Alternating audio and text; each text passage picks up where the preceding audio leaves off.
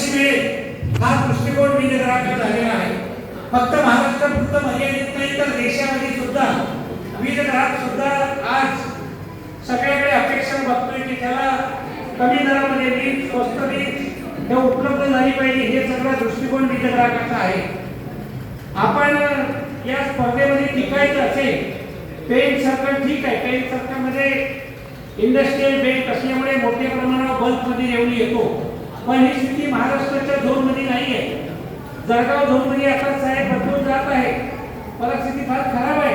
त्या ठिकाणी 25% पासून 60% पर्यंत टेक्निकल आणि लाईन लॉसेस थेट आहे. ते कंट्रोल करणं त्या ठिकाणी गेल्यानंतर तारेवरची कसरत होणार आहे. पण याही स्थितीमध्ये एक तुम्हाला मान्य करावं लागेल की देशाच्या सार्वजनिक उद्योगामध्ये 1 लाख करोडचा रेव्हेन्यू मिळवणारी वर्षाला ही महावितरण कंपनी आशिया खंडामध्ये नंबर 1 आहे. आणि म्हणून या कंपनीचं अस्तित्व टिकवण्याकरता आपण सातत्याने संघर्ष करतो. आणि तो संघर्ष 2003चा विद्युत कायदा असेल, त्यानंतरचे आलेलं फ्रँचायझीचं धोरण असेल, त्यानंतर आलेलं लायसन्सिंग असेल, अलीकडच्या काळामध्ये आलेलं समांतर वीज वितरणाचा परवाना असेल, किंवा आता नवीन स्मार्ट प्रीपेड मीटर मोदी सरकारने 2025 पर्यंत देशातल्या सगळ्या वीज ग्राहकांना स्मार्ट प्रीपेड मीटर लावण्याचा जो काही अजेंडा जाहीर केलेला आहे, या सगळ्या गोष्टी ज्या आहेत वीज उद्योगामध्ये येतात, त्या स्पर्धामध्ये येत असल्या तरी आम्हाला मनामध्ये भीती आहे की एकीकडे या सार्वजनिक उद्योगाचं खाजगीकरण होणार नाही, कारण जो प्रयत्न 2003 पासून चाललेला आहे, 2014 पासून त्याला अधिक गती मिळालेली आहे.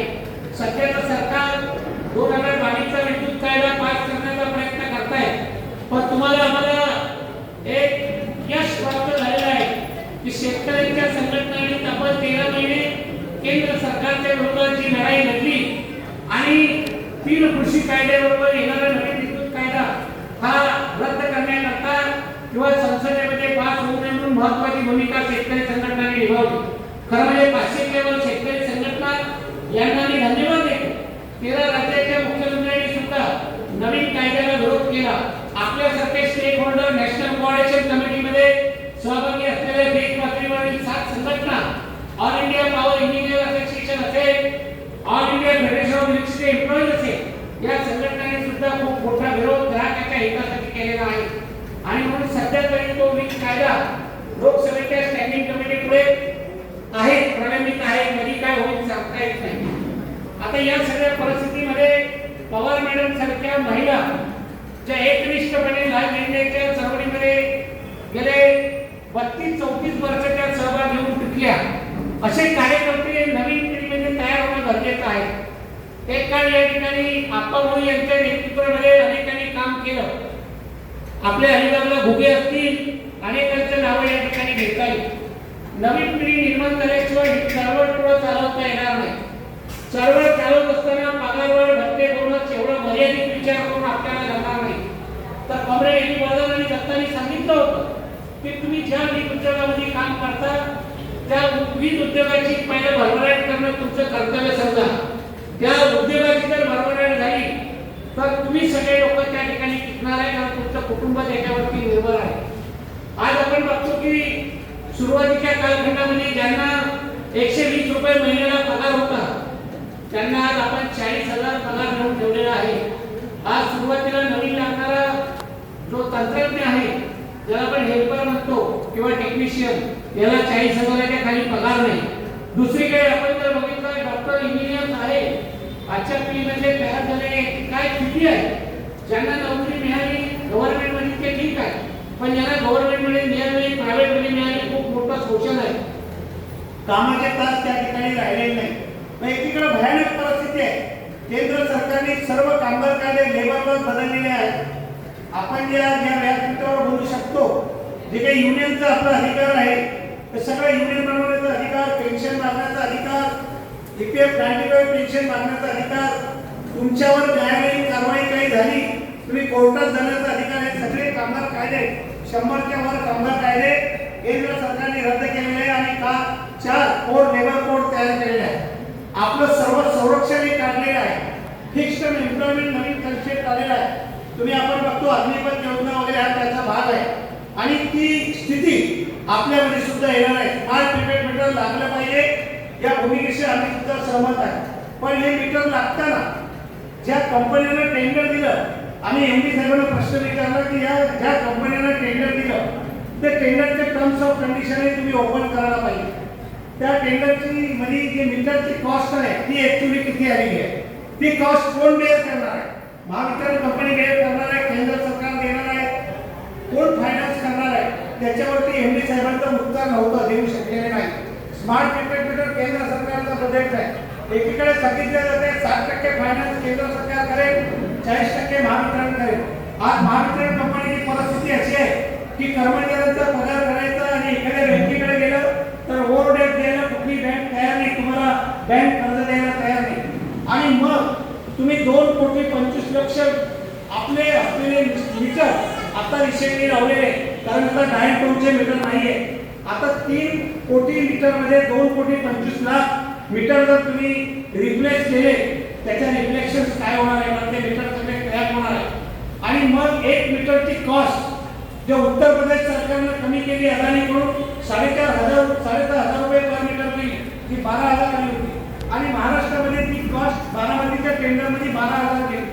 तर बघा 11,000 एव्हरेज पकडलं तर 2,25,00,000 गुणिले 11,000 किती कॉस्ट होणार आहे? आणि एवढे पैसे महावितरण कंपनीकडे आहे का? पूर्वीच आपली आर्थिक परिस्थिती महावितरण कंपनीची अतिशय खराब आहे. आणि मग महावितरण कंपनीची परिस्थिती खराब असताना आहे ते मीटर आपण क्रॅप केले आणि हे जर मीटर लावले आणि यंत्रणा जे आम्ही म्हणतो सॉफ्टवेअर कुणाच आहे, रिचार्ज केल्यानंतर पैसे महावितरण कंपनीच्या एक्सपो अकाउंटमध्ये जाणार की कुठं जाणार, हे सगळे प्रश्न महावितरण कंपनीच्या व्यवस्थापनाला माहीत नाही आहे. आम्ही सांगितलं ठीक आहे तुमचं नेटवर्क खराब आहे, आज मिनी पिल्लर पासून किंवा पोरवरून वायर जे आपण टाकतो ज्याला मीटर कनेक्ट करतो त्याचं तुम्ही काही बदलणार आहे का? आर्मेट केबल वापरणार आहे का? तर वीज चोरीचं प्रमाण त्या ठिकाणी प्रचंड आहे.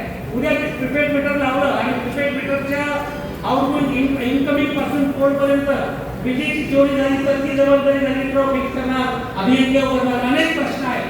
तर त्या ठिकाणी उत्तर नाही. दुसरीकडे असं म्हणतात केंद्र सरकार फक्त 900 रुपये फायनान्स प्रीपेड मीटरला देणार, बाकी सगळं महावितरण कंपनीला करायचं आहे, अनेक एनजीओचं म्हणणं आहे.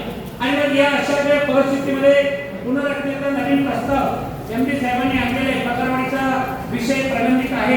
परवा एनर्जी सेक्रेटरी आवाज शुक्ला मॅडम बरोबर मीटिंग झाली. त्यांनी सांगितलं डेप्टी सीएम साहेबांबरोबर 7 मार्च 2024 ला मीटिंग झाली होती.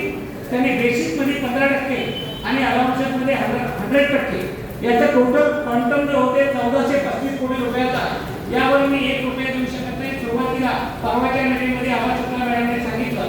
मग म्हटलं मॅडम तुम्ही देऊ शकत नाही तर हा देण्याचा निर्णय डेप्टी सीएम साहेबांना आहे, त्यांच्या पातळीवर तुम्ही हा निर्णय करायला पाहिजे, त्याशिवाय आपल्याला पुढे जाता येणार नाही. लोकसभेचं इलेक्शन संपलं, सप्टेंबरला आचारसंहिता विधानसभेच्या इलेक्शनची लागणार आहे आणि आमची अपेक्षा आहे की तुम्ही जुलैच्या एंडपर्यंत या पगारवाढीचा करार पूर्णपणे करायला पाहिजे, म्हणजे जेणेकरून कर्मचाऱ्यांच्या पगारामध्ये पडलं पाहिजे. रिस्ट्रक्चरिंग परत आणलं गेलं. 2018-19ला रिस्ट्रक्चरिंग आणलं. आम्ही सगळे रिस्ट्रक्चरची आकडेवारी तपासली तर त्या रिस्ट्रक्चरिंगमध्ये आमच्या असं निदर्शनात आलं लाईन स्टॉक आणि अभियंते आणि अकाउंटमधले आणि एचआरमधले 22,000 पोस्ट खाली होत होत्या. संजय कुमार साहेबांनी खूप फोर्स केला आणि त्याला विरोध केला. आता नवीन साहेब आले लोकेशचंद्र साहेब यांचं म्हणणं आहे मी कुठलेही पोस्ट कमी करणार नाही, पण रिस्ट्रक्चरिंग करायला पाहिजे. आमची सुद्धा रिस्ट्रक्चरिंग करण्याची तयारी आहे. पण 2-3 आमच्या अटी आहे की रिस्ट्रक्चरिंग होताना मॅनपॉवरची कर्टनमेंट होता कामा नाही. सेकंडली गोष्ट रिस्ट्रक्चरिंगमध्ये जे नाव डिसाईड होणार आहे त्या नावमध्ये जे पदनिर्मिती होणार आहे ते तुम्ही टाईमवर कार्यक्रम करून भरले पाहिजे. तिसरी गोष्ट रिस्ट्रक्चरिंग झाल्यानंतर पॉलिसी जे आहे ट्रान्सफर पॉलिसी पारदर्शक ठरली पाहिजे, कारण बिलिंग अँड वॉइंड असे सबडिव्हिजन निर्माण करणार आहे. सेक्शन पूर्ण बंद होणार आहे. 3,500-4,000 सेक्शन महाराष्ट्रातले पूर्ण बंद करण्यात येणार आहे आणि सेक्शन मधले सगळे कर्मचारी सबडिव्हिजन मध्ये डायव्हर्ट होणार आहे. मग सबडिव्हिजन मध्ये बिलिंग अँड रेव्हन्यूमध्ये जास्त मागणी राहणार आहे, कारण न्यू कनेक्शन बिल कंप्लेंट करायला त्या ठिकाणी मॅनपॉवर दरकार आहे, त्या ठिकाणी अभियंते म्हणा किंवा कर्मचारी जास्त चढावे लागणार आहे. आणि मेंटेनन्स सबडिव्हिजन वॉइंड सबडिव्हिजनला लोकांची कमी डिमांड राहणार. मग याला 3 वर्षानंतर आपण रोटेशन करणार आहोत का? ट्रान्सफर पॉलिसी ठरली पाहिजे. चौथी गोष्ट ते सगळं स्ट्रक्चर करताना ज्युनियर इंजिनियर पासून तर चीफ इंजिनियर पर्यंत जी काही आपलं पिरेमिड बनलेलं आहे, हेल्पर पासून तर फोरमन पर्यंत किंवा ज्युनियर ऑपरेटर पासून सिनियर ऑपरेटर पर्यंत, ठीक आहे, एमडीसी पासून तर अकाउंट ऑफिसर पर्यंत किंवा सीए पर्यंत हे जे काही जे पिरेमिड बनलेलं आहे ते डिस्टर्ब होता कामा नये ह्याही गोष्टी आम्ही मांडल्या आणि म्हणून आम्ही पत्र दिलं 6 समितीने. सध्या तरी आम्ही रिस्ट्रक्चरिंग होऊ देणार नाही जोपर्यंत पदावलीचा करार होत नाही. एकदा पदावलीचा करार झाला की त्यानंतर आपण त्याच्या वाटाघाटी रिस्ट्रक्चरिंगच्या करू आणि एकत्र प्रपोजल देऊ.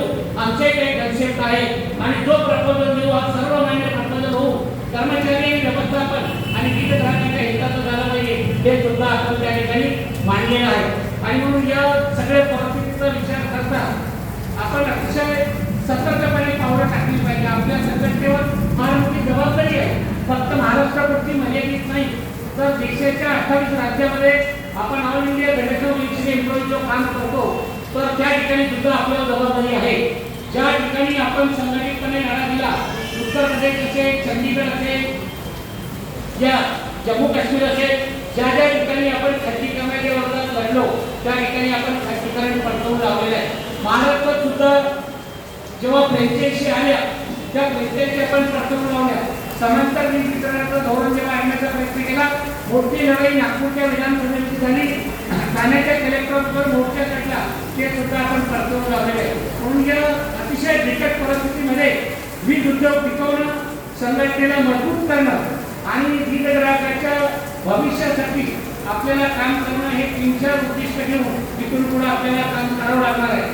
पवार मॅडम आपण जे काही संघटनेमध्ये पतसंस्थेमध्ये गेले 32 वर्ष काम केलं ठरवले आणि ऋणी आहोत. पण मला एक आनंद वाटला की तुम्ही ते काम करत असताना सुद्धा मुलांवरती चांगले संस्कार केले आणि दोन्ही मुलं तुमचे IT कंपनीमध्ये चांगल्या पदावर काम करतात आणि ही पण आनंदाची बाब आहे की कुटुंबाकडे सुद्धा तुम्ही लक्ष दिलं. निश्चितपणे संघटनेमध्ये काम करत असताना, पतसंस्थेमध्ये काम करत असताना